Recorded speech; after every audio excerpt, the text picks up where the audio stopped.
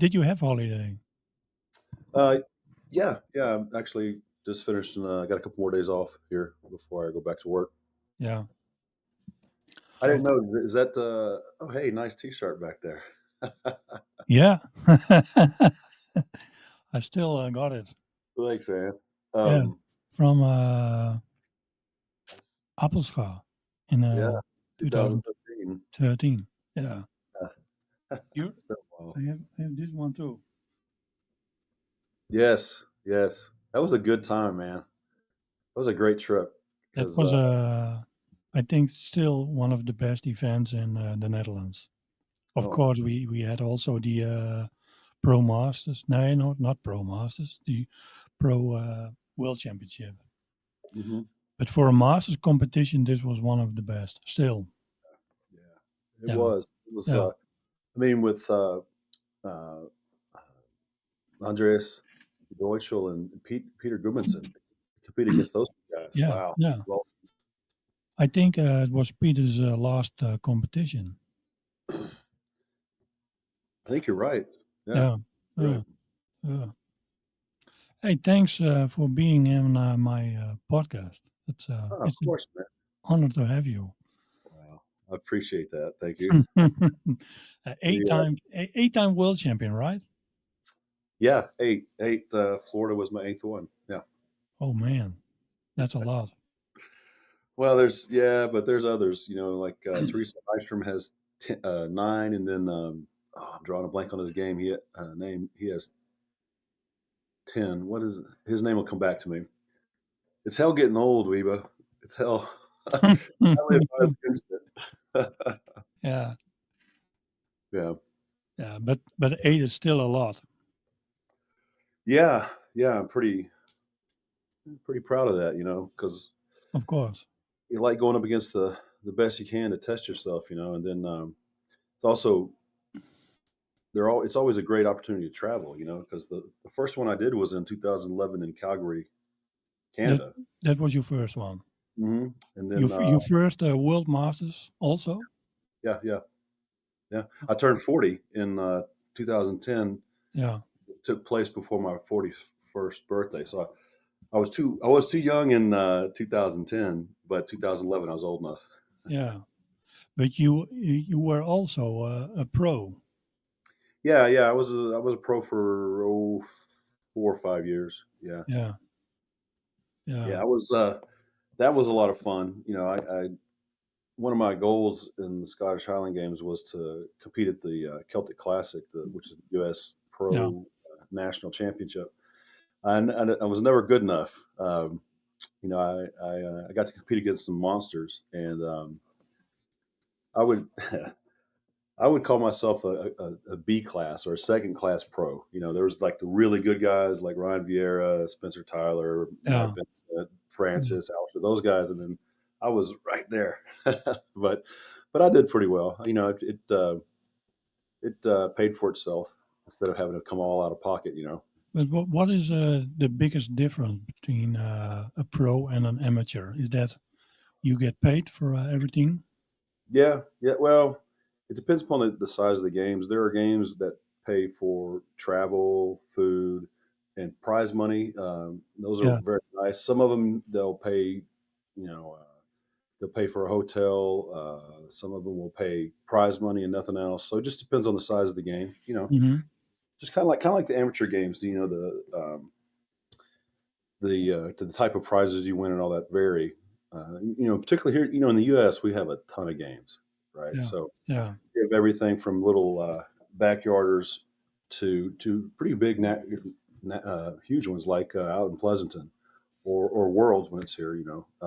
Yeah. So the my head looks funny. That's good. That's good. I still believe you're on holiday. Yeah. Wait, let's see. There we go. All Now right. I'm I don't see one from Scotland or the Netherlands. There we go. All right. Um, yeah. Well, I thought you were going to ask me the biggest difference between the pros and amateurs in terms of the competition and the athletes. Yeah. I mean, one is the size of the athlete. They're often, you know, large, big guys who are very athletic. And I think, one of the things you'll see also is athletic background. Um, clearly Yeah, anybody to the Highland Games with a background in track and field has an advantage, right? So, yeah. But if you look at, for example, Vladislav Tulacek, yeah, and yeah, he's not a big guy, but he's strong and yeah. explosive. But he's pretty tall, isn't he? He's like 6'4", 6'5".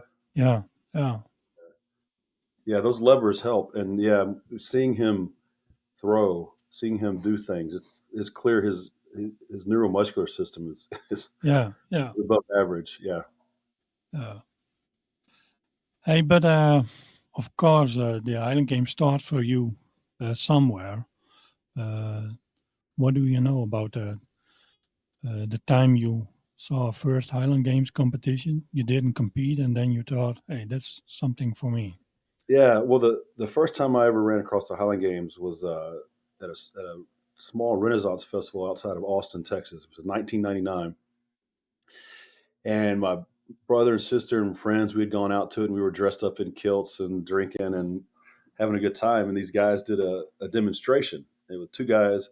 Uh, Keith, I can't think of Keith's last name. The other one's Aaron Woods. Yeah, He's still an athlete and runs games. You know Aaron? yeah, Yeah, yeah. He still runs games here in Texas. We were watching them, and immediately I was like, there's a great combination of strength, balance, coordination. This is very cool. yeah. And when they did the demonstration, they asked the crowd if anybody wanted to come in and do a novice competition. So I looked at my brother. I was like, let's do it. We went out and did it, and we threw a stone, a 28-pound weight, 16-pound hammer, a little caber, and then 28-pound weight for height. And I won it, and I loved it. And so I practiced with them a little bit, and I did one game in 1999 at the Houston Highland Games. Yeah. And then right after that, I enlisted in the Army. And fast forward 5 years, when I was getting out of the Army in 2005, I thought, I want to get into the Highland Games. I want to go do that. And at the time, I only weighed about 200 pounds. You know, So, yeah, yeah, I was running a lot. Michael Dickens lightweight, Yeah, almost. yeah, yeah, yeah, yeah. But yeah, I started watching videos, and Ryan Vieira and Yeah, Kurt Hawley, or they've been doing a lot of training videos, and you get them on disc or see them yeah, on yeah, YouTube. yeah, yeah. Right?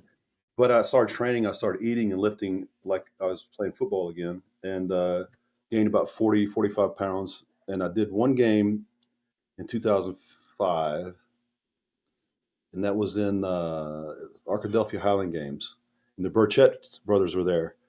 And this is way back when. This is 19. I know this is 2005, and I signed up for the B class, and I was going against Isaac, who was probably 17 at the time, Yeah. and he was a lightweight. And he looked at me and said, "You're a B." I said, "Wait, just wait, you'll see." And I did okay, but I couldn't turn the caber, and the No, sheath no. was a mystery. Uh, but right after that, we moved to Washington D.C. and I met up with a bunch of guys up there. Brian McLean, Frank Henry, um, a guy named Bob Stewart, Bo Fay, John Collins, and we started practicing with them. We called ourselves the Vienna Meathead Crew. And I met them at my first game in 2006, and that's when I started practicing with them. And I did about 8 games in 2006, and since then, uh, I averaged about 12 games or so a year up until I don't know 2 or 3 years ago when Yeah, I was put down just because life, but I'm looking forward to 2025. Excuse me. Training's going well. I'm actually got a good off season going. It's the first time I've done a real off season in a couple of years, and I'm going to focus on training and I don't know, just get out there see what I can do this year. yeah, yeah. I see some videos from you on Facebook about your training. Yeah. Is it different? Yeah, is it different? Do we have a different workout than 10 or 15 years ago? Yeah, yeah. I think it's smarter, more efficient. Yeah, 15 years ago, I was still kind of focused on trying to get really strong, but I've learned a lot. My best friend BJ Ketchum used to be a throws and strength conditioning coach, and when I was up there in DC, we got together and became friends. And I'm gonna shout out to VJ. He was kind of ahead of his time in terms of training for the Highland Games because he brought a lot of the stuff from the throwing world and also different West Side stuff, and I learned a lot working out with him, and that's why you see me doing things like the jumps and the Yeah, hang high. yeah, Here recently, I did one where I was doing the high pulls and do a yeah, jump, yeah, and so that's something I do been doing for a while now. It just evolved. The kind of classic off season for Highland Game athletes is, your first block is to do kind of high volume, even out all the imbalances, get your body feeling good again, and then yeah. move to strength blocks, and then move into uh, more speed stuff going into the season.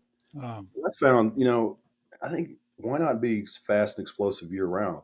And so I mix in, classic strength movements like squat, deadlift, bench, with more explosive stuff like the high pulls, the jumps. In yeah, fact, if if you watch any of my videos, you'll see a pattern real fast. Whatever I break my training down into three kind of workouts. I do a pull, a push, and squat legs, basically. yeah, yeah, And in my mind, the most important workout is that pull workout because it focuses on the rear chain and triple extension. yeah. You do that. You do that in one run. You know, Yeah, three jumps and then three high pulls. yeah, that's what I do Yeah, sometimes. yeah, Um, anyway, but back kind of the philosophy is, train to be explosive and fast year round. And of uh, course, the volume will come down during the season because you're throwing so much you don't want to overtrain. But yeah, you have to find out the right balance between your age, you're over 50, yes, yes, and what you can do in gym. yeah, Yeah, absolutely. And that's an important thing to kind of really be aware of. A lot of people really focus on like percentages and set programs. Some focus on what's called auto regulation, where you really pay attention to your body and you adjust your training to how you're feeling and what you're capable of. yeah, And that's something else I learned, and I've really been focused on the past 10 years or so. Is more of an auto regulation approach, and that also came with when I kind of shifted to what's called velocity based training. I was using accelerometer, like the Tendo unit, and really focused on bar speed yeah, more so than weight. And for a long time, what I focused on was certain lifts, finding that optimal speed, the most I could lift for the optimal speed range. And I yeah, think that really benefited me over the years. yeah, yeah, But yeah, man, as we get more mature, you yeah, really got to pay attention to how you're training. And that's I said it a minute ago. Optimal. I think a lot of people in strength sports and all sports really focus on maximal, like pushing yourself to the hardest you can. But I think there needs to be an adjustment to thinking optimal, especially as you get older. if you do that too long, then you got more stiff. Yeah, you're more likely to have injuries Yeah, and downtime. But the that thinking in terms of optimal is finding that range of whatever you're doing that provides the stimulus to grow and adapt without excess. Because the more you go beyond that point, the more you have to recover, and the more likely you are to overtrain. uh, And again, one of the when all the time when I used to be a trainer and own a gym, I preached three pillars. There's three things you really got to focus on when hmm you're training. One is the work, lift in, run, sprints, whatever you're doing. yeah, Two is the rest and recovery. I'm sorry. Two is nutrition. Everybody is real good about focusing on the work in the gym or they're on the field.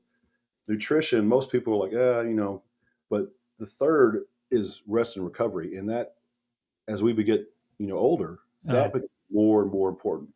Um, so How many times you do some gym work in three a or four times a week, depending upon where okay, I am in the cycle. Right now, it's three times, maybe a fourth. Uh, I'm and not, in a season? it depends upon where I am. If I'm out, if I got a decent amount of time before another competition, I might go to 3 days a week. But Yeah, I'll focus on just two, and I'll split up my training a little differently. Like focus on upper body push pull and lower body push pull. Yeah. During the season, you really want to be getting your reps to manage your technique to peak for the games you want to, right? So you're the Yeah. best you want to be. And So yeah, and how often do you throw in a? no, for a long time, well, the first half of my career, I was throwing anywhere from 2 to 4, 3 or 4 times a week, sometimes more. Uh, Over the past couple of years, it's been that's a lot.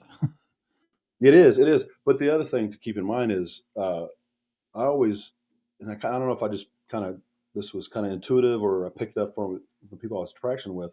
Uh, I focus on the areas that I need to work on. I don't do all events. I never do all events uh, in practice, right? yeah. The once I figured out sheaf, it was very natural, and it took me 6 years to figure it out. But after that, it's been very consistent, and so I really don't practice it that much. I don't practice cavers anymore, really. Oh. Oh. Uh, Stones a little bit because I've kind of gotten to a point where I'm good with that. What I actually practice more than anything else, or when I'm practicing, let me qualify that when I'm getting my practice in, Yeah. uh, weights and hammers. You know, uh, The technique numbers, but yeah, stones is also yeah, a lot of yeah, technique in it. yeah. Braemar, you can kind of get away with just getting up there and muscling it out there, but the open stone is the most technical of all the events. Yeah. Yeah. The you know the technique for the weights and the hammers are pretty can be complex too. And I think the greatest thing that comes through there is you need to practice those events enough to really maintain the feel and the balance and the core strength. Hmm. Because you can be real strong in the gym, but that doesn't mean anything when you get, you're swinging something around in a circle and creating that Yeah. triple Yeah. fourth. Yeah. And that's something actually, interestingly enough, that's something I found here in 2024 because of the lack of working out and practicing over the past couple of years. Technically, things felt pretty good, but especially in the weights. When I would go to finish, I feel like I was in good position, but it just was not flying.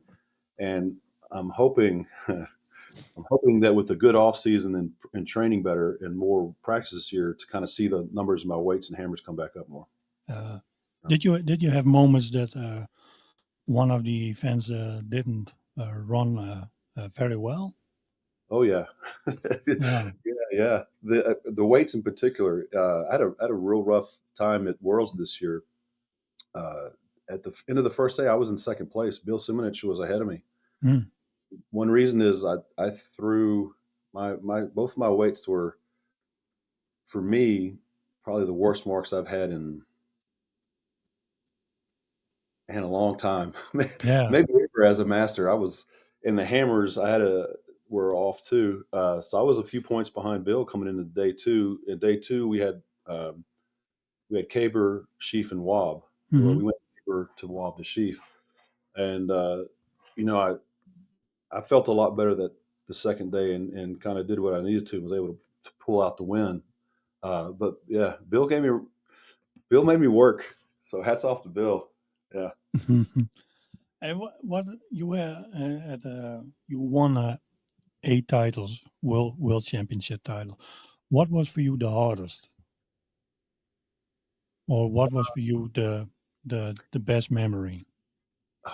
So there's so many. That the whole event there in Reykjavik, Iceland, was amazing. Yeah. But I'll tell you which one was the hardest. The the hardest fought battle, and they were all. I won in Reykjavik, and Hans Lokema came in second. Yeah. But the next year in Stuttgart, he beat me. Yeah. Uh, I know. I know. we Of we course, needed I know. we gotta see each other again so we can have three. You Yeah. know, uh, but the toughest was in Inverness, Scotland, 2014 Oh, with Tommy. against Tommy De Bruin. Yeah, Yeah. they broke it up over 3 days, and coming into the last day, we were tied. And all we had left was caber. That And was a big group anyway. yeah, yeah, we had two flights. Yeah, Yeah. it was Yeah. huge. Yeah. Um, yeah, and we kind of went back and forth with stones and weights and hammers, and we were tied. coming into the man. If we'd had Chief, that would have helped me even more. But we were tied coming in the caber, and luckily in the order he went before me. Yeah. And I don't know, were you there in 2014? Did you hear Yeah. about all the caber Yeah. stuff? Okay. Yeah. So you know how the cabers were breaking and all that kind of stuff, and they said that there was only one caber that we could use, and we were only going to get two attempts, and it was small and all this. But um, some guys went out. Oh, what is his name? Andy. Andy Dozer? No, No, no. he wasn't Uh, in your group. um, oh, I can see him.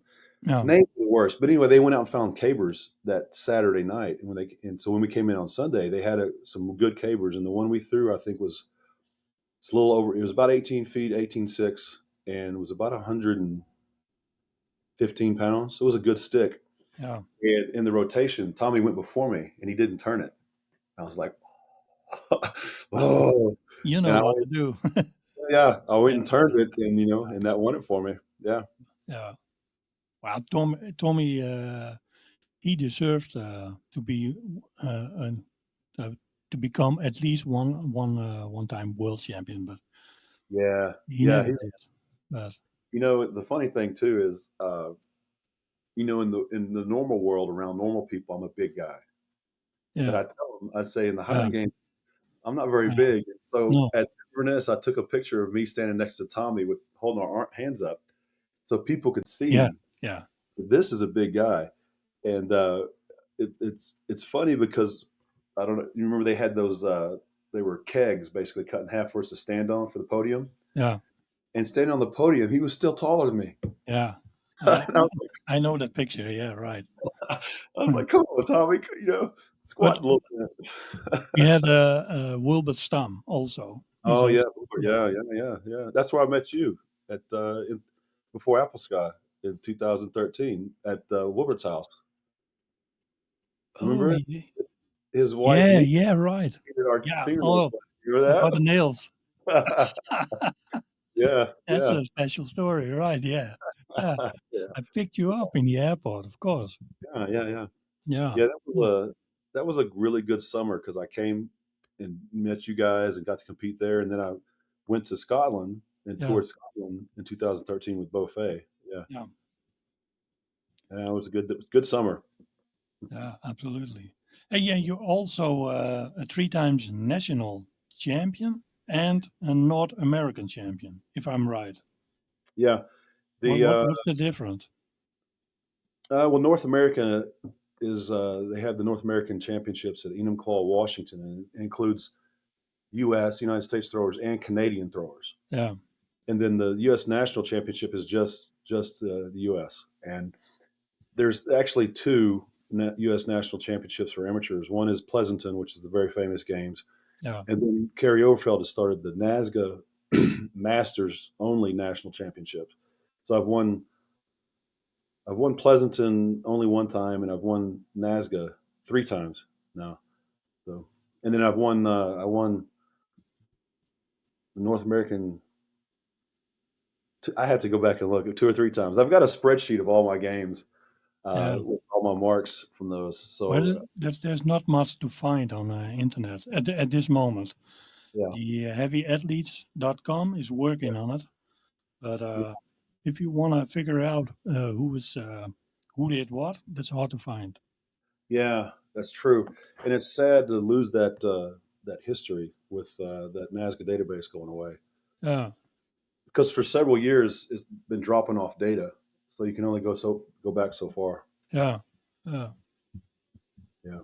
Yeah, that's something Ted Van Fleck and I were talking about when I was running the SMAI, and then he took over because it was something I was working on, but wasn't able to get a lot done.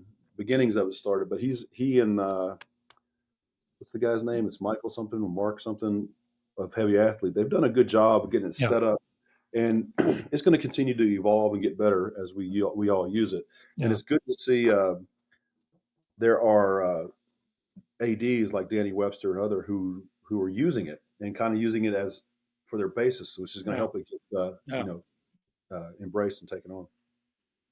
So that's good. That's a really good thing, I think. You know.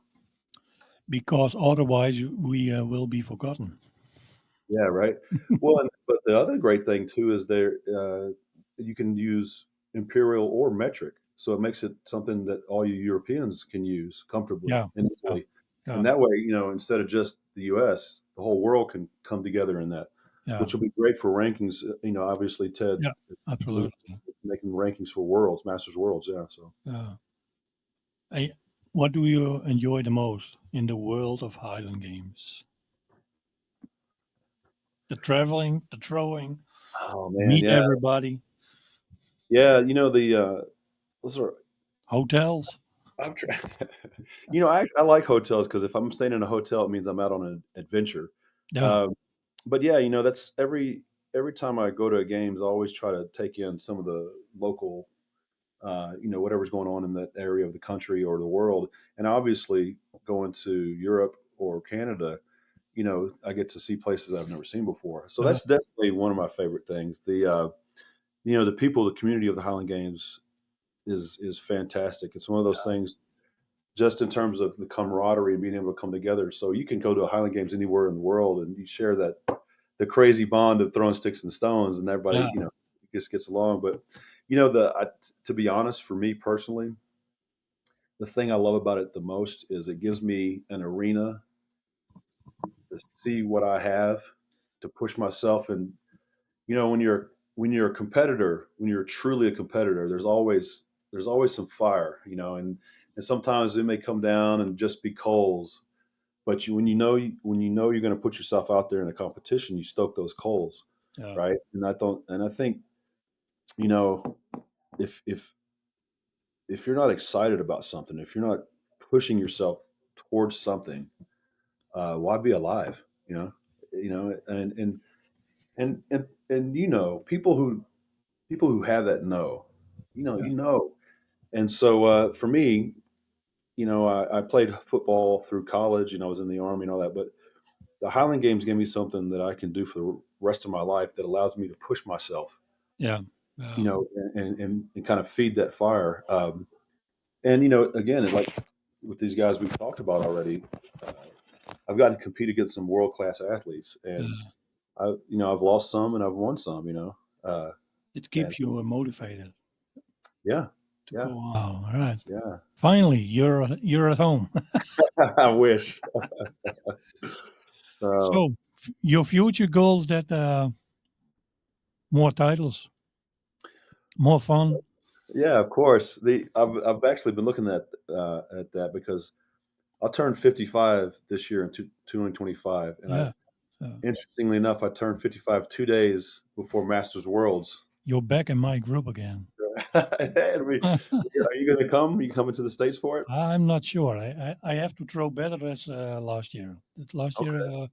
I was struggling with a lot of things, and Yeah. hmm, I wasn't happy at all. Well, So come on, man. Get focused. I'll buy you a beer if you come. that sounds good. That's a good reason to come. Yeah, yeah. Yeah, But yeah, there's I have a couple of goals. One is, the past couple of years between work and my kids growing up, I've been really busy, and I've had a lot of distractions, and that have caused me to not do as many games as I wanted to, and even I've had to withdraw from a few because, like the kids' track and field or football. yeah. Sophie's playing rugby. Owen's wrestling. Your So son is really look the same as you, he's bigger. and He's and, bigger. and he's bigger. Yeah, He's a freshman in high school. He's 15. He's 6'1", 250. yeah. When I was a freshman, I was 5'9", 155. Here he comes. There, stand up. Hey, There how we can see you. There he is. you doing, man? This is Viva Zilstra from the Netherlands. Future Island gamer. Oh yeah, yeah. He and Sophie are they're really doing well track and field. Shot and discus, and then he's flexing. He's over here flexing on me. Yeah, Get yeah, up. yeah, But he's taking up wrestling this year. Anyway, as you can see, because I post about him, I'm very proud of them. And yeah.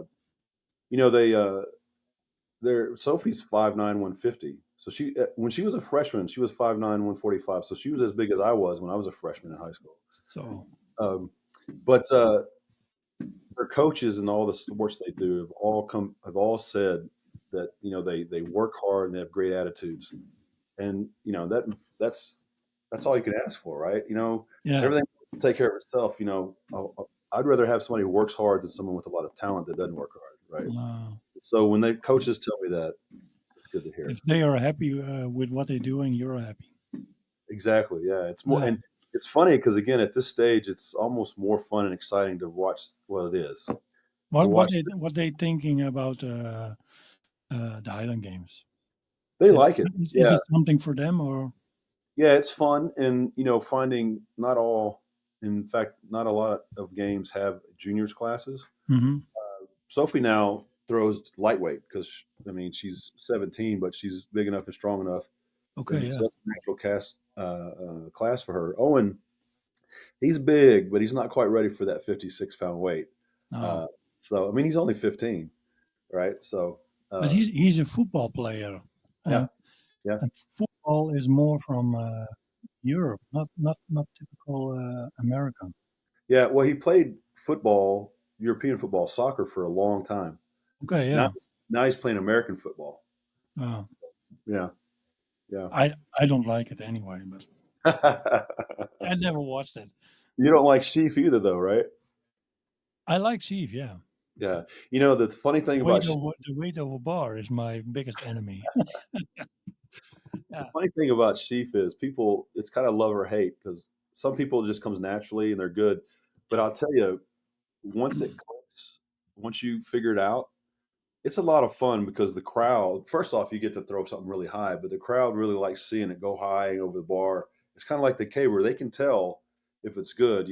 Two guys throwing a stone within a few feet or a meter of each other is it's hard to tell. But when you see something go high and over the bar, yeah, right? And yeah. so they cheer, and that's a lot of fun. Well, the high from Chief is that is amazing, Yeah, you know. But yeah. like It's got all the events, it looks easy until you do it. yeah. Yeah, yeah. Like I said earlier, for the first 6 years of me throwing, it was my worst event. I couldn't find a technique that worked for me, Yeah, and I was all over the place. And then one year, there's a video of me doing my what I call the reach and rip technique. Um, yeah. and when it clicked, since then I've been super consistent, straight up and down. It's kind of probably it may be my best event actually. So Yeah. You ironically, but how high you throw? 32, 34, my best with the 16-pound bag is 37, and my best with 37. yeah feet. Oh man. Yeah, well, it's been a few years since I've gone that high. My best with the 20-pound was 34 feet. This year, or yeah, 2024, my best was only 32 feet.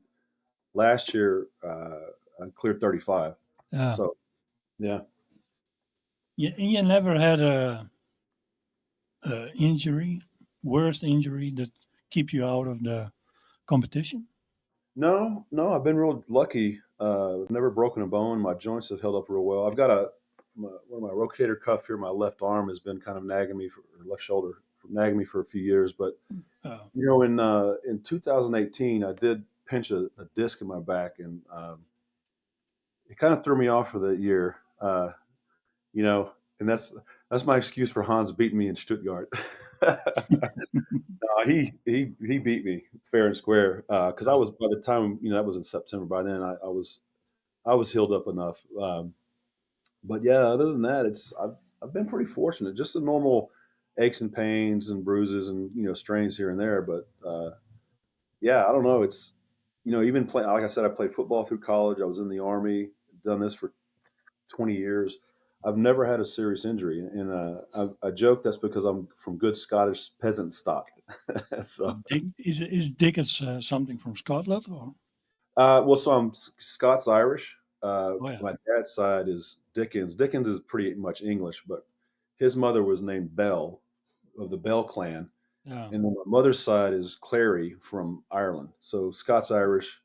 Uh, I did the DNA test, the 23andMe, and 60+% Scots Irish, and then I got like 20% French German, and then 10% Scandinavian. Because everybody in Northwest Europe has Viking blood, right? Because you guys marauded, everybody. Especially the Frisians, Yeah, yeah, we think. yeah, yeah. Uh, But yeah, so Scots Irish mostly. uh, Yeah, uh, we were talking about goals for 2025 before Meathead came in.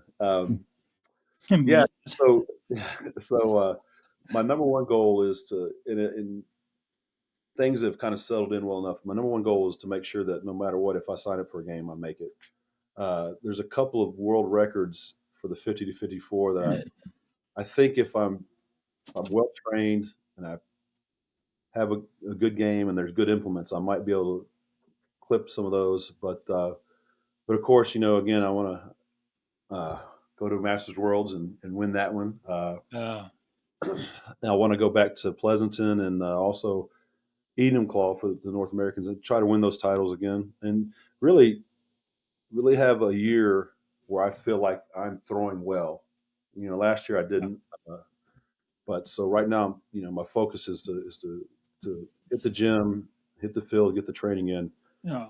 so I have no excuses for not So throwing you well. looked already to the world records at 55. Yeah, well, yeah, those are ego, but I don't know. It's just a little piece of your motivation. it is, yeah, Yeah, and if you can do it, why not? I agree, yeah. Yeah, yeah. But like I was saying, if you don't put in the work, if I don't prepare myself, it won't happen. So No, no.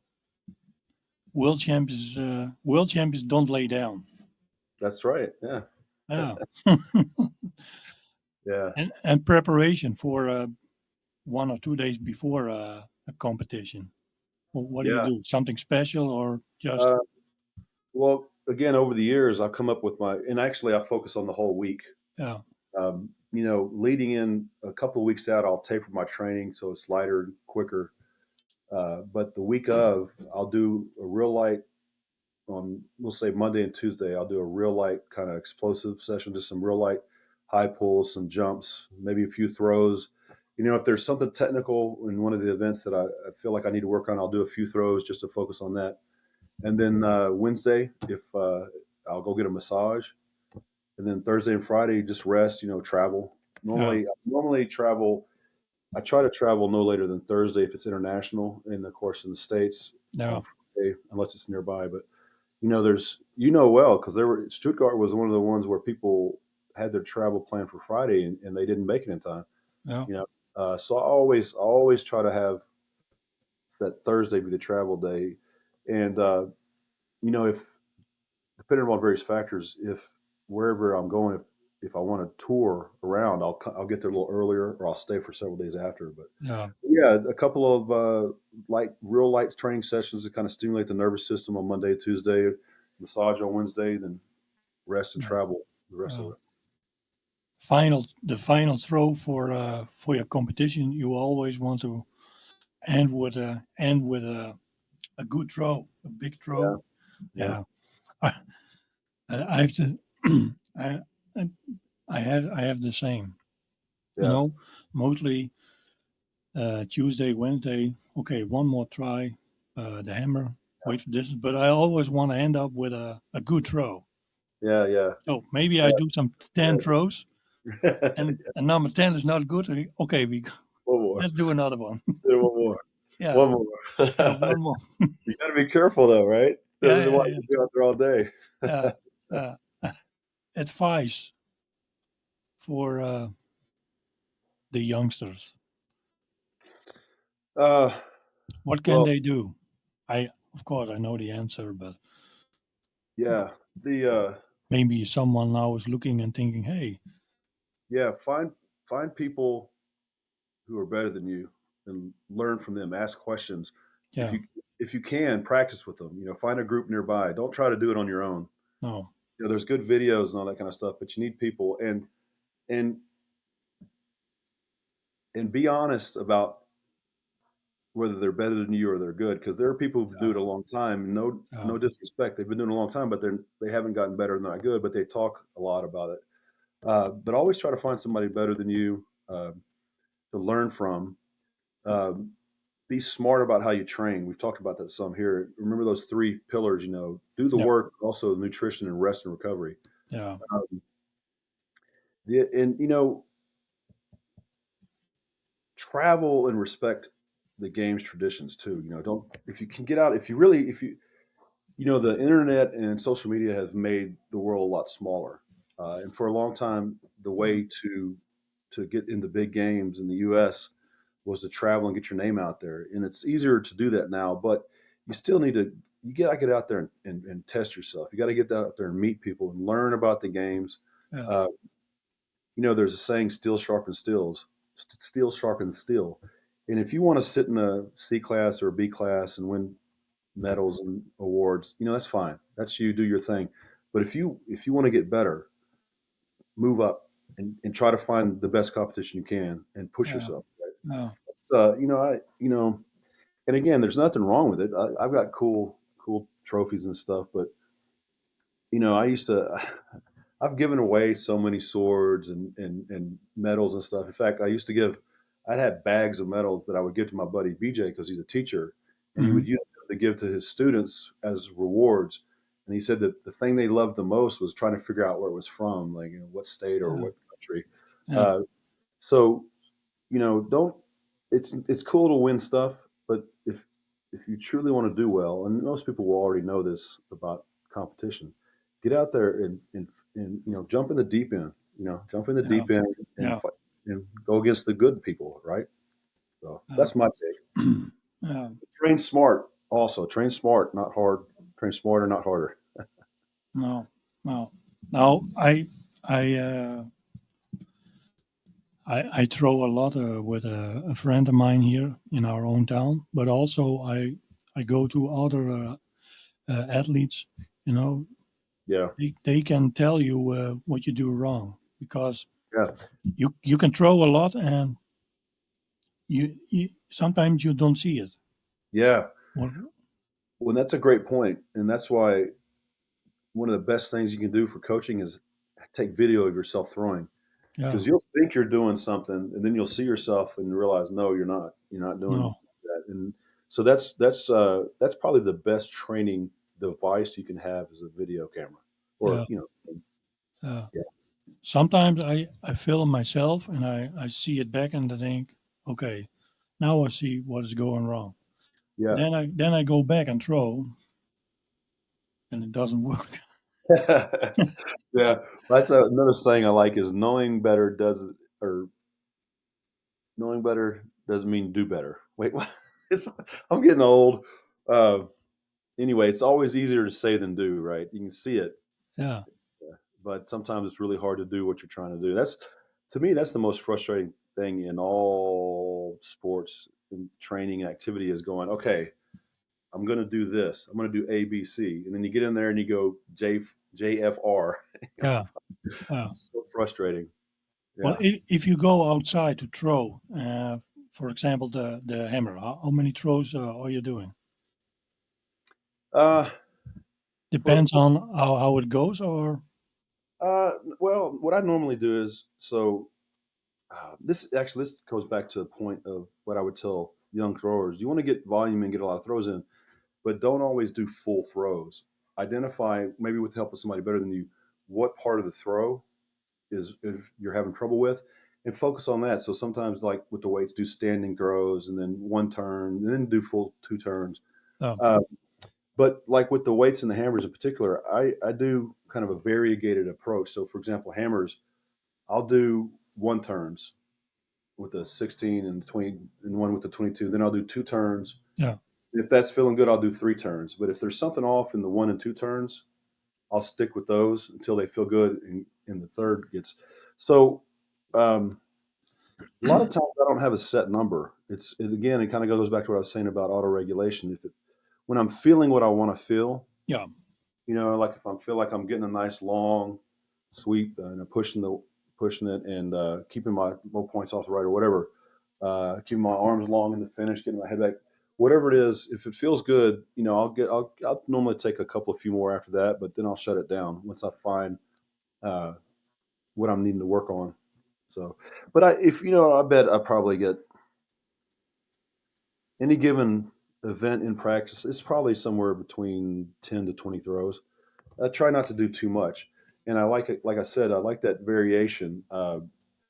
There's when I got my degree in exercise science, I was in a motor development class, and one of the things they said is, getting a lot of reps doing the same thing is Yeah. considered the best way to approach it. But studies have shown that if you do fewer reps and change things up in the same form, so like changing from the 16 to the 22-pound hammer or going one turn to two turn to three turn, it may not feel like you're progressing as much in practice, but over the long term, the adaptation and transfer is better. Yeah. And so, like weights, I'll do standing throws, then I'll alternate between the heavy and the lightweight doing a single turn, heavy lightweight doing a double turn, and back and forth. I don't just get out there and go three turns and throw over and over and over again. No. I change No. it up, and it allows your body to adapt faster, and you can actually have a more productive practice in a shorter period of time.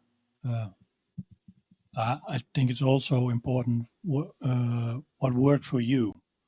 Yeah, Uh, and that's a great point: is finding what works for you, because yeah. somebody else can tell you all this, but find what works for you. Yeah, that's a great Uh, point. uh, Besides Highland games, what do you do for a living? Well, I mentioned work being, taking up a lot of time the past couple of years. About 2 years ago, I got hired on with BNSF, which is a railroad company, and I'm a train conductor. So I Okay. work on trains and ride trains. Or really? Yeah, yeah.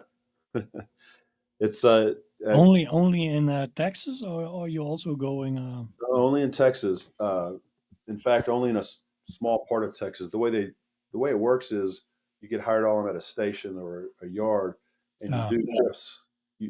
From there. Like so, for me, I work out of a place called Teague, Texas, and we do trips from Teague to Houston and in between, or else Teague to Fort Worth and in between.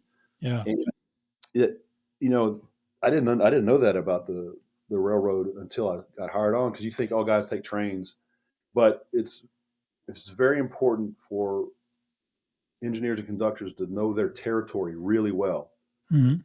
Something goes wrong. I don't know if you've seen the train wreck. It's Oh bad. yeah. Oh Yeah, yeah. trains Yeah. are, trains are incredible displays of physics. Yeah. And Yeah. so, you want your people to be very well knowledgeable, very well versed in the areas that they travel, so that if there's something different, they can pick up on it and adjust accordingly. So, but I did last year. I went up and worked in Washington State in Idaho for a while, Hmm. for a couple months up there, and that was really nice because it's beautiful country up there. And Yeah. uh, but I'm here down back here in Texas, so yeah. But you you're not a full week away from home. You're come every No, day no, at home. no. Uh, Yeah, the place I work is about 45 minutes from where I live. okay. Yeah, Well. and it's not a regular schedule always, depending upon uh, whether you're on the road, which means taking the trains from city to city, or if you're working in the yard, which is where you take the train cars and you kind of build a train, or you take a train apart. Yeah. Uh, if you're working in the yard, it's a regular kind of set schedule. If you're out working on the road, you're kind of on call, and as if it's busier, you'll turn faster, or if it slows down and Okay. somebody Yeah. lays off or takes vacations. So, and that's where that's kind of the tough part of the job, is you kind of have an irregular schedule. You might get called at 3 in the morning to come pick up a train. Now there is a board you can watch, so you have an idea how far out you'll be, Yeah. but other than that, it's a lot of fun. Ride. I get to hang off of train cars and ride along, or sit up on the outside on the engine, or be in the Yeah. engine. Yeah. And it's pretty cool. I think anyway. This like I mentioned, Ted Van Fleck, who's the president of SMAI. We're friends, and a couple of years ago, I was in the spot to wanting to do something different. He goes, "You ever thought about being a train conductor?" And I went, "No." I said, "That sounds really cool. You know, maybe get to ride the Iron Horse across the plains of America before it comes all robot driven, right?" Yeah. And then he told me what you can make, and it's a lot of money. And so I was like, heck yeah! And I applied, and was hired. So Hmm. Did you have always something with trains, or is it just coming no, on your road?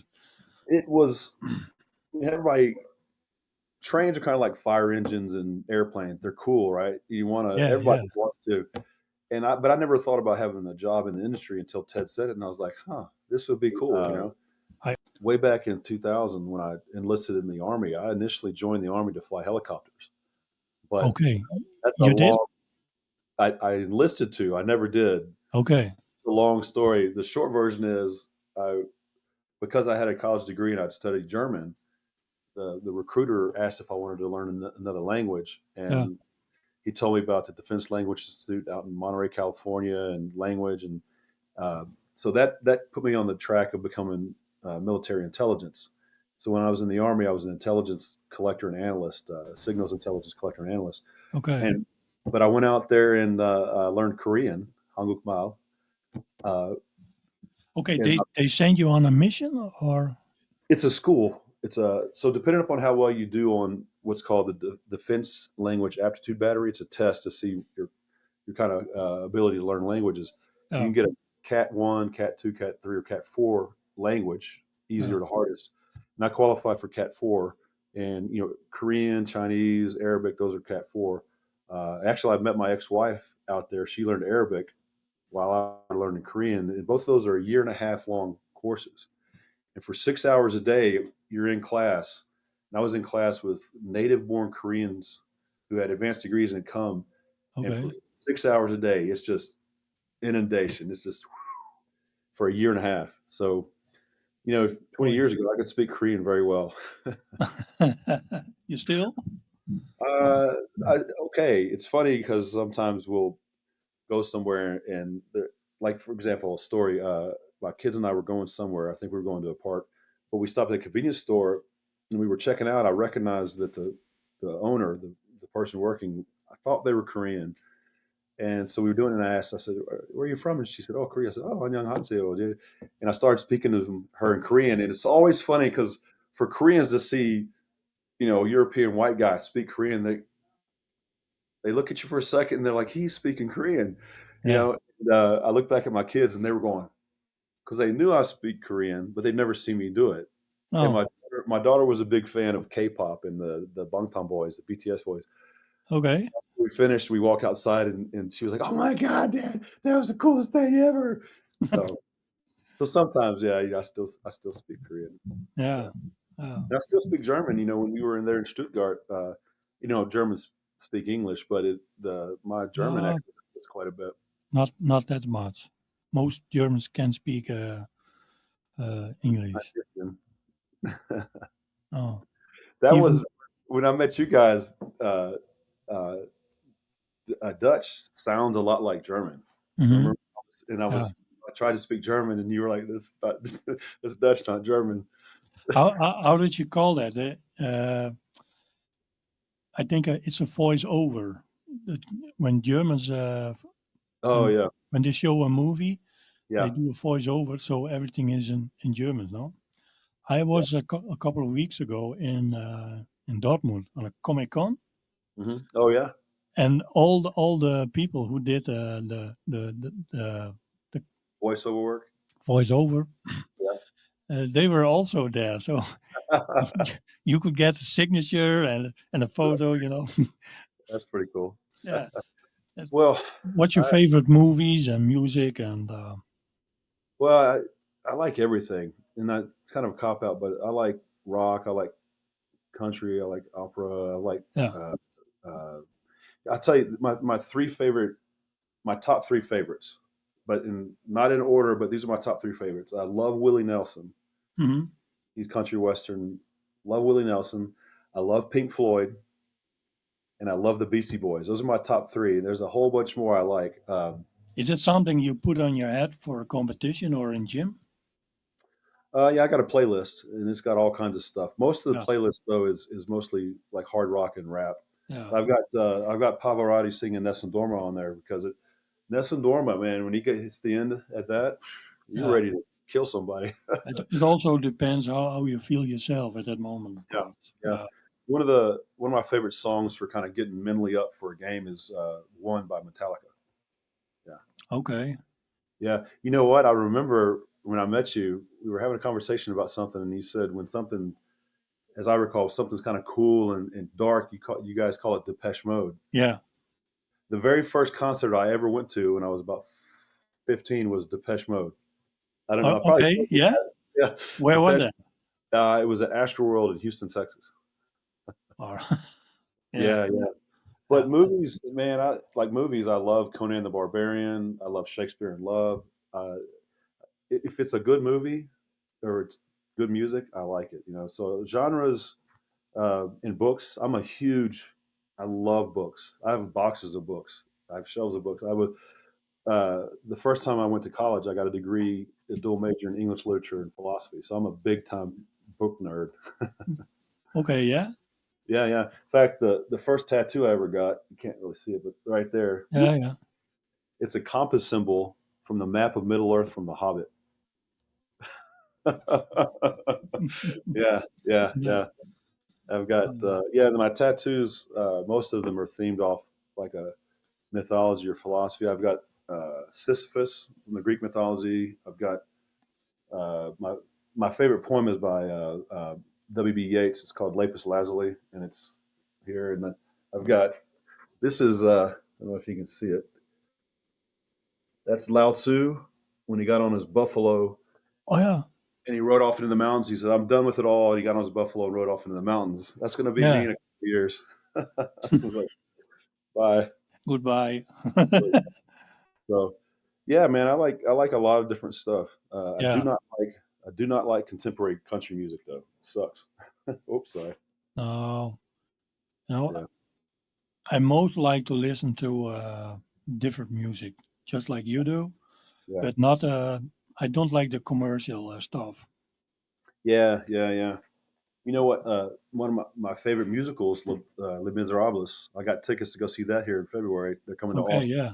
Yeah. Yeah, oh, I love it. I'm going also to.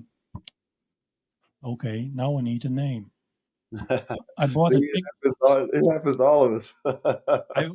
I bought the. Oh man, now I want to know. Moment. That's a American band. He's What genre? oh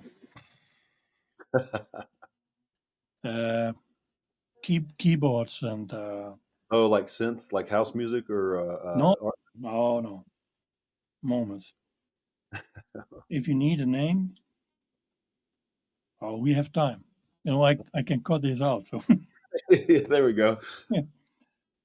Oh yeah, this uh, Oh yeah, I see your number 63 from MWC 2014. So yeah, yeah, yeah. It was my remember I friend. asked you to Inverness. So Yeah, yeah, yeah. Uh, Viva, come down here where you can see. And here's Sophie. Viva. There's Sophie. hello, future She's Highland games. I hear. I hear. she's she's the better looking of my two kids. How you So, doing? I'm good. How are you? Okay. she's Yeah, yeah. In the Netherlands. yeah. I Wow. know. I know everything now from your dad. Okay. Yeah. Look at her. Why are you blushing? I don't know. I also got tickets for Hamilton in March. So Hamilton. yeah, it's a musical also about Alexander Hamilton, one of the founding fathers. It came out of about 5 years ago, but it's kind of it made a big splash because the writing is very good and it's very entertaining. But instead of all opera, instead of singing, there's singing mixed with like rap. A lot of Yeah. the songs are done in rap, so it's considered very kind of cutting edge, and it's interesting because it's created a lot of more interest, in the younger generation. Do you like rap music? Oh yeah, yeah, man. Run Uh, DMC, NWA, you know, some I like Public Enemy. yes, Public Enemy. Well, Yeah, that's the Beastie Boys are rap. Remember my top three? Beastie Boys is one of my top yeah, three. yeah. What's your favorite song? By the Beastie Boys. Yeah, Intergalactic is one of my yeah. favorites. That's who that the video is Yeah, also. yeah, yeah, Yeah. yeah.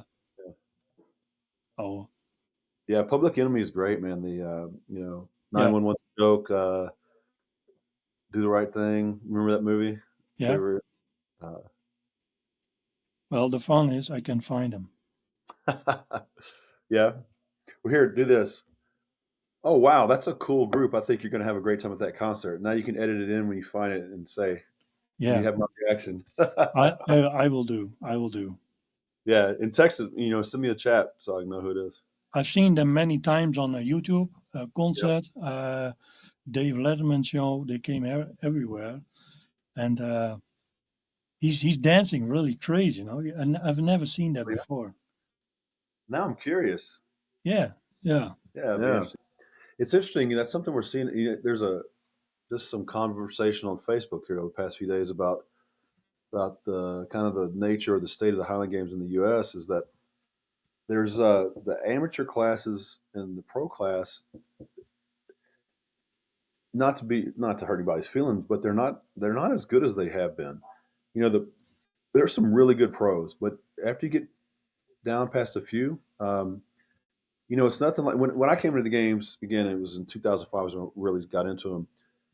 That the late '90s into the early 2000s in there a little bit. Man, I think that was the golden era of the Highland Games, at least in the United States, because you had guys like Ryan Vieira, you had yeah, Matt Sanford was out there, you had Val Zylstra, you had Harrison Bailey, Larry Brock, Francis Brebner, Alistair Gunn. yeah, yeah, I mean, that was just they're like the monsters. They're like the greatest of all time in the Highland Games, all active at the same time, competing against it. It was crazy. We had Spencer Tyler, Dan McKim, Matt Vincent, and now oh gosh, can't think of the guy's name. He just said he's taken a step away, but he's just won 3 or 4 worlds in a row.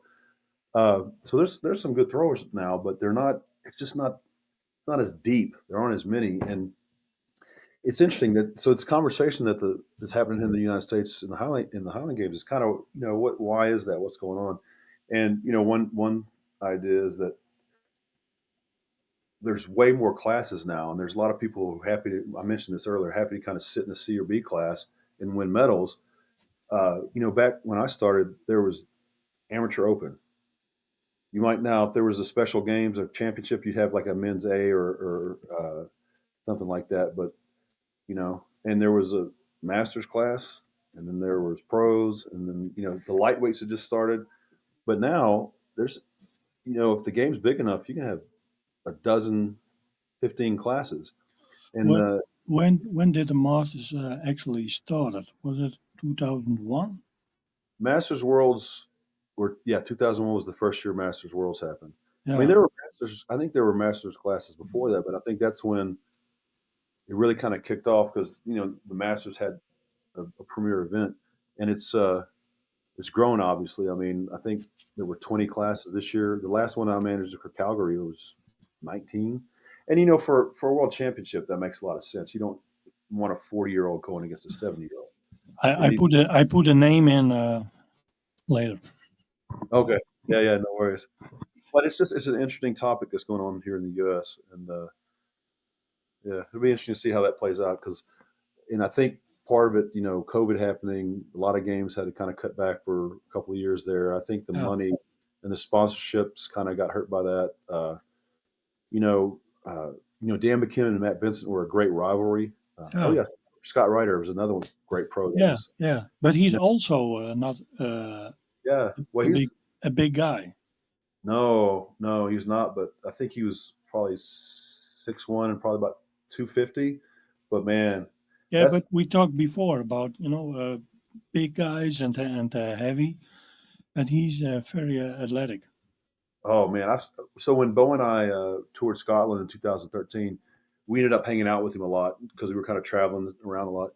He showed us a video of him hang cleaning 385 pounds for like 3 reps. Bam, bam, bam. And I was like, Yeah, he's very powerful, very good athlete. Yeah, yeah. yeah, That's the same. You have here Glenn Nice and Peter Bauma. You yeah. know, Oh man, he's a freak. they They also not that huge, big strongman lookalikes, but Yeah, but they are yeah. very, very strong. Peter is ridiculously strong. Yeah, I've never seen somebody clean as much weight as he does with such horrible technique. as It's so, yeah, it's just, yeah. it doesn't make sense. Well, he's a Frisian and a farmer, so There you go. Yeah, uh, yeah. That's another thing. We're, I don't. It doesn't seem like and this just might be me hanging out with masters more than the AMs and the pros now. It doesn't seem like there's as much interest in like the history of the games and who. Like I don't know if AMs even know who Ryan Vieira is or Alistair Gunn or no, Francis Brouwer or Val Zilstra. And that's and maybe and it's my personality. When I got into it, man, I geeked out on all that and was reading yeah, up and yeah, on it. yeah, Uh, yeah, but you don't hear those names. You might hear Dan McKim or Matt Vincent. Which yeah. is those guys are incredible. But But you mean this should be something like Wikipedia? You fill yeah, in a name and yeah, it's been a few years, but Dan McKim used to post on Facebook. He would do Know Your Champions, and he'd do a little write up about yeah, Ryan Vieira or Sanford, yeah, yeah, and just give some history. I think something like, I mean, maybe I'll do that. Maybe I'll do a little website or something or a page that's dedicated to the Highland yeah, Games history because we don't have Webster, David yeah, Webster, or yeah, writing books and stuff like that. So, huh, that's something to think about. yeah. But also, I like to watch a lot of different auto sports, Yeah, and sometimes I like to look at the statistics. So I go to Wikipedia, and yeah, that's yeah, something personal, but I like to see what they have done in the past, you know. yeah, And like what I said in the beginning of this interview, it's hard to find something when you fill in on Google Michael Dickens. No, yeah. Well, I don't know. It's not like a. I I appreciate I that, but I know for myself what you've done in the past, but I think it would be nice for the Highland game sport in general. There's something on the internet you can watch all and everything you want to know about the athletes and so on. yeah, that's yeah. I agree. Oh, Maybe we should collaborate. yeah, I will help you. I like that. Yeah, Yeah, I like the idea that there needs to be something that yeah, there's more history. Uh, that it's easily accessible because again, books are I love books, but yeah, yeah. it's a lot easier for people to log on now and see it on on the internet. So Do we have the Franz Bradner books also?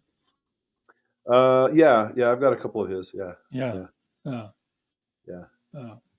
I got a. It's funny. I have a copy of one of David Webster's books, autographed by Francis, and Okay. that happened at the MWC 2013 in Albuquerque. Uh, it was must have been Saturday night, and Bo and I were sitting down in the lobby of the hotel, the Games Hotel, talking about our trip to Scotland. And Yeah. Francis came walking through, and we started talking, and he said, "Hey, is there any chance one of you guys could give me a ride to the airport tomorrow morning?" I said, "I will, if you'll write down the games we should go to in Scotland between these dates." And he went and got on the computer and came back with a list of like 15 games, 16 games. Yeah. And so I picked him up in the morning. It was really nice of him to do because he didn't know us from anybody else, but Yeah. so I picked him up in the morning and we stopped at a place to get some breakfast and he bought me breakfast and then we went and dropped him off at the airport. And I was driving back to the hotel and I just happened to look at Messenger and he had sent me a message that said, "Hey, Michael, if you get this emergency, I've lost my wallet. I think I dropped it at the restaurant." So I went to the restaurant and there it was sitting on the ground right where we sat. Oh yeah. So I went back to the airport, pulled up and handed him his wallet and he said, "Here," and he handed me the book and he had signed it and said, "Thank you for da da da." So I kind of saved his life. Let's put it that way. And Yeah. yeah, I think everybody can guess what it feels when you lost your wallet. No? oh yeah. Yeah. Well, and again, I was at that. I'd been around a little bit, but I was starstruck into talking to him. Right, I was Francis Brevner. You know, I Did you remember. did you ever did you have ever forgot something on Oh a yeah, way? oh Yeah, yeah. It's happening more frequently these days. I I, Funny. I forgot something. I forgot in Iceland my drive license. Oh no. Well, so originally I talked about how Bo and I toured Scotland in 2013. Originally we planned to do it 2012, Yeah. but he had to tour Scotland by himself in 2012, and he went with me again in 2013. Because when I got to the airport to fly to Scotland, I realized I'd left my passport at home. Oh. Yeah, and this was in DC, Hmm. and I got to the airport about 4 o'clock, so it was about to be rush hour, and I had about an hour and a half, and there was no way I could get home, get it, and get back. And Yeah. so I was like, yeah, Forget it. oh, it's the worst. And That's why, you missed the flight. yeah, yeah, I didn't Yeah. get to go. No, you got no any chance to. No. No. No, no, that's yeah. But you asked me earlier advice to new throwers, Yeah. a packing list. I've got a Yeah. packing list to this day. I print off every time, and you know what the number one thing is? Passport. Right. Hmm. That's never happened again. But Well, even local games, I'll go through my list. Make sure. normally I always uh, took my passport credit card on the first place. Okay, Yeah, I can forget it. But yeah. this time, uh, I don't know. I don't know what exactly happened, but I left my drive license in my car, and on the way, I was sitting in the airplane to Iceland. Mm, I thought, oh man, I can pick up my rental car because you need a drive license. yeah. So I called when I was arrived. I called at my home and make a copy of my drive license, so I could pick up my car. Later, the next day, I was also I'm thinking, man, how can I forgot this? That's not me. But Yeah. the next day, Hans Lolkema called me. Hey, where are you? And so I'm 45 minutes away from airport. Okay, so because of what? I forgot my drive license. Seems like it happens more often because, like, if I'm leaving the house, it takes me a lot of times. I have to look and figure out where I put my keys or my wallet. Yeah, So I got a little now. I've got a little tray right by the door. When I come in, I set them down there yeah, yeah, so that when I leave, and if I don't do that, man, there's a panic. It's funny. What's sad is this.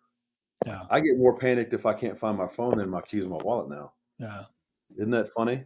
yeah. Yeah, If I lose my phone, I have almost everything in it. yeah. Oh, that's even worse. And and when I'm going to a competition, I always had two kills with me Yeah, because, it's, because you never know what happens. yeah. Well, again, Stuttgart. Teresa and I were traveling together to that, and we our first flight was late, so we got to the Atlanta airport late, which was the Yeah, international flight was going, and we yeah, literally Atlanta's a huge airport, and we literally ran across this massive airport. I had my carry on in my hand, running with it, yeah. and we got to the gate, and the airplane was still sitting there, but they'd closed the door, and they'd given up our seats, so it was Oh, Delta, so they had to do another flight for us, and it took it was overbooked. they have standby and stuff like that. Since we didn't get Yeah, there in second time, I was like, but the airplane's right there. Come on. yeah. Uh, but so they booked us another flight, and we got there, but our all our luggage was lost. So all we had was our carry on. So I don't know if you remember, we had to borrow gear for Saturday. You Yeah, know, and we yeah, threw in borrowed gear on Saturday. Now we were at an Airbnb, and the guy host it arrived while we were at the competition, and he brought my box up, so I was able to put my stuff on for the second half of the day. yeah. Teresa competed and borrowed stuff all day on Saturday, and then we had our stuff for the second day. I had it with Tucson. my my my gear was. I was in LA and my gear was in San Francisco. Oh yeah. So she promised me, oh, we bring it to your hotel because the first night we stayed in LA. The smart people carry like a kilt in their carry-on. Some basic stuff. Yeah, I Uh, do. I do. smart, yeah. Yeah. I should probably do that. I've been lucky so far. That's really the only time that I've had a problem with my gear not showing up. But no reason to chance it. I, it, it's for me. I don't know how do you think about it, but when you step over in the U.S., Hmm. you think 2.5 hours, 3 hours, that's enough. But I had a couple of times Hmm. only 5 minutes left, 10 minutes left. There's Yeah, totally no hurry at the control. yeah, Have you, yeah. have you done a competition in this month, December, in Texas? No, no. Are there For some? the my first competition is going to be March 1st in Florida, the Okay, Panama City Highland Games. Yeah, but in December there are no competitions. there were a couple. There was it's called the Texas Viking Festival. Does Yeah, Viking stuff. Also has Highland Games, but yeah, even in Texas, the weather now, although today it's sunny and 75 degrees, it's yeah. gorgeous. A couple days ago it was storming and thunderstorms and it was cold, so it's very I it's kind I of I never thought that Texas looked like Japan.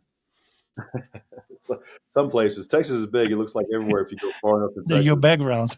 Yeah. Oh, yeah.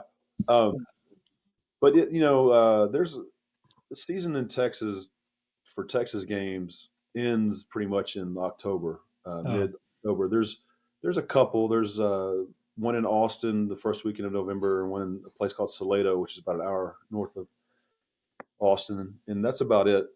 This one at the Viking Festival in December just started a couple of years ago.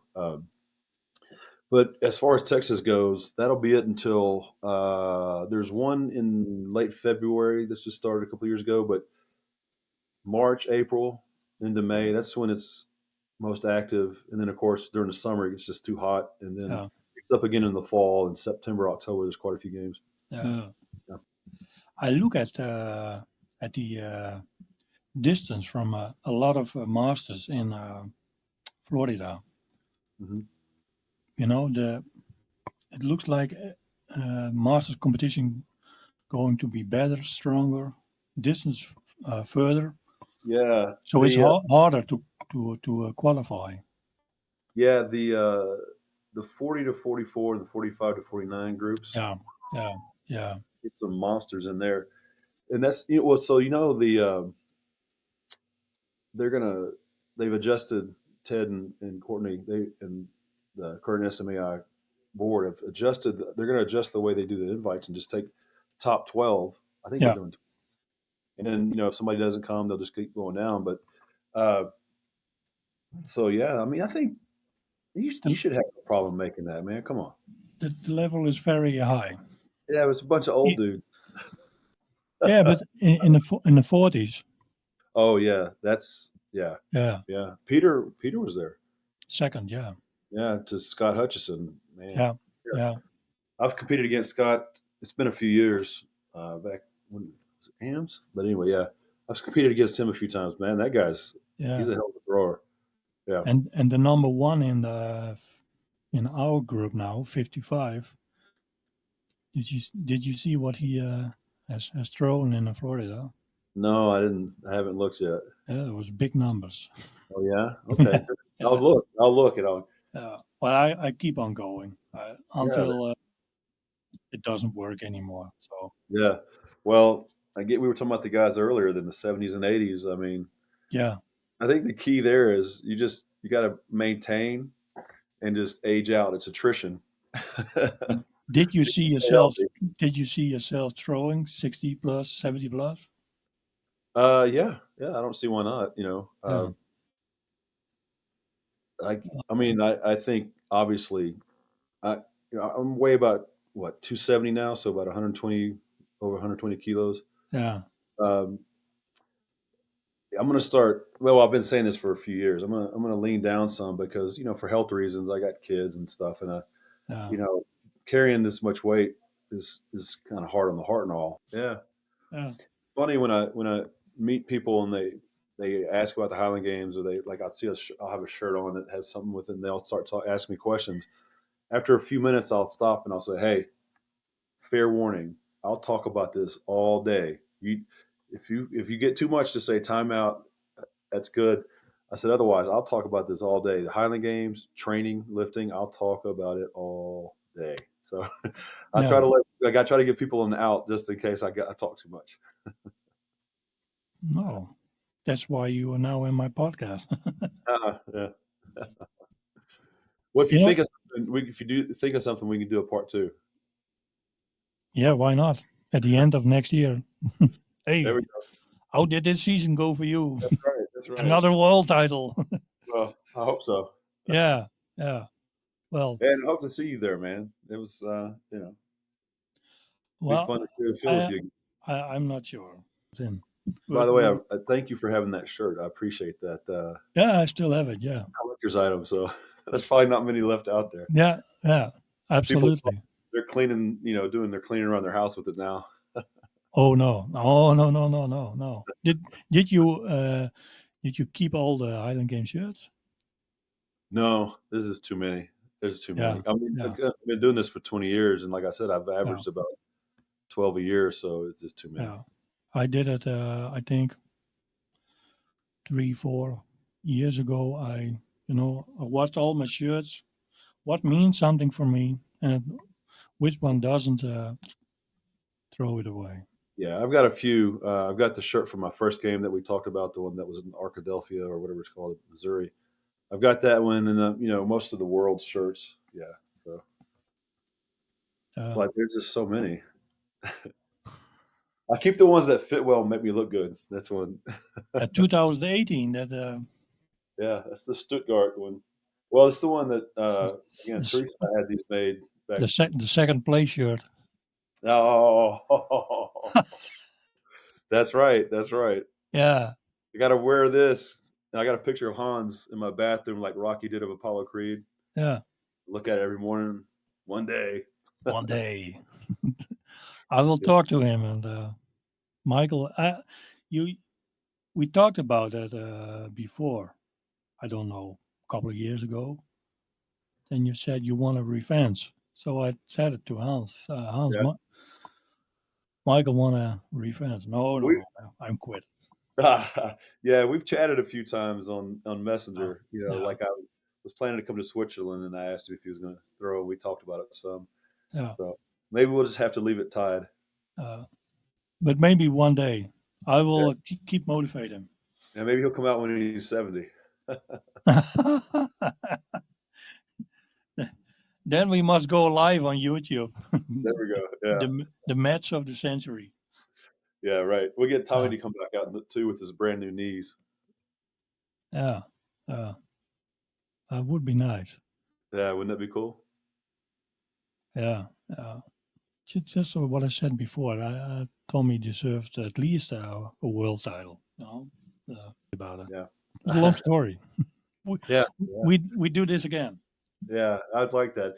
But more so I'd like to see you on the field again. So come here or next time, I guess I think Ted's talking about Canada in the near future, but if next time it's in Europe, I'll make sure and come too. That way that Well, you don't travel. when we go in May to Brand's house, we also want to do after the game a little tour to Memphis and Dallas. Okay. Uh, Yeah. and I'm gonna look for some Bonnie and Clyde stuff because that's also my interest. Really? Yeah, yeah. So I grew up with a couple of my best friends when I was a young kid. Their last name was Barrow, Oh, yeah, really? and that Clyde Barrow was their great uncle. Oh, that's cool. Yeah, it may have been great uncle twice removed, but they were related to him. Yeah, Yeah. they don't rob banks though. Well, it's amazing. Huh? It's Yeah, 90 years, 90 yeah, years ago, and they are still hot. Yeah.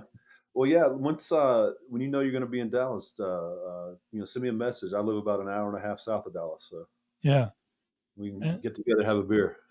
oh, sure, I will do. And we also want to travel to that's Louisiana. Mhm. There was the where they were where they have been for the last time. They all Oh, it's okay. You got yeah any following Bonnie and Clyde into Louisiana? yeah. Oh, wow. Okay. There's Very cool. there's a and the Ambush Museum is that. Ah, I didn't Uh, know that. well, That's cool. I follow a lot of guys, vloggers from the US, like Mhm. Adam DeWoo. I think he's very famous. Uh, Yeah. And is that one of his things? Is Bonnie and Clyde also? no, just for a little while. And you have the history hunters, and they Hmm. search for historic places, for outlaws and bandits. And Yeah, that's that's very pretty. interesting. Yeah. That's pretty cool. Yeah. Well, Mike, thank you very much. It was a Absolutely. pleasure as always. Yeah, it's nice to talk and catch up some. We and we will meet. Yes, sir. Thank you. Auf Wiedersehen. Oh, with the schnitzel.